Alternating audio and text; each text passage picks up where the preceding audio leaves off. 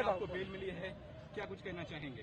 देखिए, जिस तरह से केंद्र सरकार की एजेंसियां जो ये ईडी है, सीबीआई है, एसीबी है और तमाम एजेंसी जिस तरह से इन लोगों ने हमें इलीगली अरेस्ट किया, आज ये बहुत बड़ी जीत है। अल्लाह का करम है और लोगों की दुआएं हैं और कोर्ट का मैं शुक्रिया अदा करना चाहूँगा कि उनकी इंसाफ मिला। और जिस तरह से आपने देखा कि अरविंद जी को, मनीष जी को, सत्येंद्र जैन जी को, संजय सिंह जी को और मैं खुद अब जेल से बाहर 2 महीना 3 दिन में, मैं 2 सितंबर को इन लोगों ने मुझे अरेस्ट किया था और आज 2.5 महीने में मैं जेल से बाहर हूँ। तो ये दिखाता है कि किस तरह से प्रताड़ित करके, दबाव बना के ये राजनीति कर रहे हैं। मैं यहाँ 2 महीने से ज्यादा रहा, एक दिन भी मैं बाहर नहीं निकला, एक दिन भी मुझे बाहर निकलना पूरी तरह से बंद था। मैं 24 घंटा बैरक के अंदर रहता था, 24 घंटे सिर्फ मैं एक टेलीफोन करने के लिए आता था या मेरी वकील से मुलाकात होती थी, वो था इस तरह का। और ये था जिससे मैं बात करता कि साहब ऊपर से है, हमें ऊपर से है, परेशान करना है, मजबूर रखना है। ये सब इस तरह की राजनीति ये बंद होनी चाहिए। और मैं अपने अरविंद जी का और पार्टी के तमाम लीडरान का, वकीलों का और जिन लोगों ने मेरे लिए दुआएं की, मेरे इलाके के लोग और मेरे साथी जिन लोगों ने काम किया, उन सब का मैं शुक्रगुजार हूँ। और अल्लाह का मैं शुक्रगुजार हूँ कि आज मैं सही सलामत बेहतरीन, मतलब 2 महीने में मेरी रिहाई हो रही है। और ये इससे बड़ा तमाचा इनके ऊपर कोई नहीं हो सकता, ईडी के ऊपर। और ईडी जिस तरह से काम कर रही है बगैर सबूतों की बिला वजह स्टोरियां बना करके वो जो काम कर रही है, उसको रुकना चाहिए। कानून है, संविधान है। संविधान को देखते हुए ये सब चीजें उन्हें नहीं करनी चाहिए। जिस तरह से इलीगली वो अरेस्ट करती है, घर में आ जाती है, सेक्शन 50 के नाम पर वो घुसती है, अरेस्ट करती है, ले जाती है। एक मुकदमे में एक आता है, फिर साहब आप नोटिस पर नहीं गए। जबकि सुप्रीम कोर्ट ने 18 अप्रैल को मुझसे कहा था कि मेरे सारे जितने भी संबंध थे उनको इलीगल करार दिया था और कहा था कि आप पेश होइए। मैं गया, 13 घंटे रहा। उसके बाद फिर कोर्ट में मैं गया तो सारी चीजें होने के बावजूद 2 कंप्लेन केस उन्होंने मुझ पर की, तीसरे की तैयारी, एक ये केस कर लिया। सीबीआई ऑलरेडी में बेल पर था, एसीबी में मैं बेल पर था, एक ये मुकदमा था, एक ईडी ने एसीबी के अंदर एक एफआईआर कर दी। ईडी का जो आईओ है विजय कुमार, उसने एसीबी के अंदर एफआईआर कराई। तो आप ये देखो कि एक केस, और वो भी इरेगुलरिटीज का केस, कहीं करप्शन नहीं। मैंने पूछा, जब मैं पूछताछ पे, जब 7 दिन की मैं इन्वेस्टिगेशन पे था, तो मैंने पूछा था आईओ से, मुझे ये बताओ कि भाई पैसा कहां से आया, मैंने पैसा किससे लिया। तो वो मुझसे कहता है कि पैसा तो आप बताओ किससे लिया। तो मैंने कहा आपने मुझे अरेस्ट भी कर लिया, 4 लोगों को मुझसे पहले अरेस्ट कर रखा, आपको यही नहीं पता कि पैसा कहां से आया।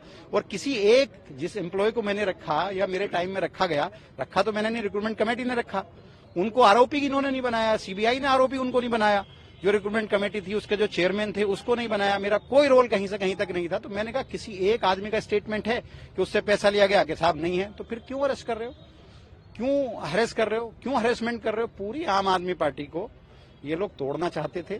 पूरी आम आदमी पार्टी डटी रही, हम लोग डटे रहे, हम टूटे नहीं। एक दिन नहीं, 1 महीना नहीं, 2 महीना नहीं, साल भर नहीं, पूरी जिंदगी अगर जेल में रहना पड़ा तो हमें कोई दुख नहीं है। हम जानते हैं कि हम लोग ईमानदारी से काम कर रहे हैं।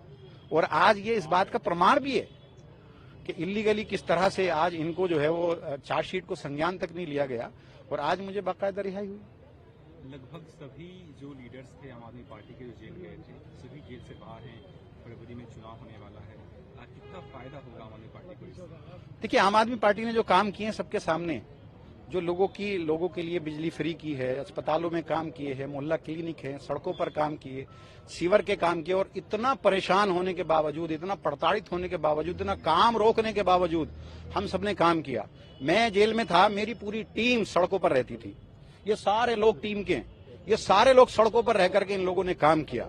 और हमें पूरी उम्मीद है कि जनता जो है हमको फिर दोबारा से उसी तरह से, उसी बहुमत से लेकर आएगी और उससे ज्यादा बहुमत से लेकर आएगी, क्योंकि हमने आवाम के लिए काम किया। इन लोगों ने सिर्फ काम को रोका। अगर ये हमसे, हमारी लाइन को इन लोगों ने मिटाने की कोशिश की है, अगर ये हमारी लाइन से बड़ी लाइन खींचने की कोशिश करते तो हम ये जीतते। लेकिन क्योंकि इन्होंने जो हम लाइन खींचते थे उसी को मिटाने की कोशिश की और हमें कहीं ना कहीं हमारी जो एक इमेज थी, जो अरविंद जी की और आम आदमी पार्टी की जो इमेज थी, उस इमेज को डेंट लगाने का इन्होंने काम किया। और कोई मकसद इनका नहीं था कि इन्वेस्टिगेशन होती रहेगी, आप आरोप लगाओ, टीवी पर चलाओ, मुकदमा चलाओ। आज देखो टीवी पर जब मैं अरेस्ट हुआ था तो सारे चैनल्स ने दिखाया था। आज किसी, मैं देख रहा था जेल के अंदर, तो आज कोई चैनल नहीं दिखा रहा, क्योंकि आज जो है मैं छूटा हूं, आज जो हूं मैं रिहा हुआ हूं, तो कोई चैनल नहीं दिखा रहा। तो ये वो चैनल भी वो दिखाते हैं जो ये दिखाना चाहते हैं। हम लोगों को इमेज खराब करने में ये लोग और इनके चैनल्स और इनके जितने भी जितने इनके नेता हैं सिर्फ वो हैं, और सिर्फ इनका मकसद इमेज खराब करना है। आप आरोप लगाइए, आप झूठ बोलिए, आरोप लगाइए, इमेज खराब करिए, और कहीं ना कहीं जनता में वो इमेज खराब करने का काम जाएगा। काम को पीछे छोड़ दीजिए, इमेज को खराब करिए। सर, डबल खुशी है आम आदमी पार्टी के लिए। एक तो आप जेल से निकले हैं, दूसरा मेयर भी हमारा बना है। आपका बना है महज किस चीज, क्या कुछ कहेंगे? हाँ बिल्कुल, मेयर जो हमारा मेयर बना है, इन्होंने हर तरह की कोशिश की। हमारे पार्षद तोड़े, खरीदे गए, हर तरह की इन्होंने कोशिश की, खरीदने की कोशिश की। सारे कोशिशों के बावजूद भी आज आम आदमी पार्टी का जो है मेयर बना है। अभी 133, हाँ 133, अब 130 कहाँ से ले आए? इनके पास तो इतना था नहीं आंकड़ा, लेकिन ये तो अगड़म बगड़म सब जो जा चुके, जो जैसे अंदर से बाहर से जो कर सकते थे ये करते हैं। तो आज मैं बाहर आया हूँ, एक खुशी ये है। दूसरा, आज हमारा मेयर बना, ये खुशी है। तीसरा ये होगा कि आम आदमी पार्टी चौथी मर्तबा दिल्ली में सरकार बनाने जा रही है।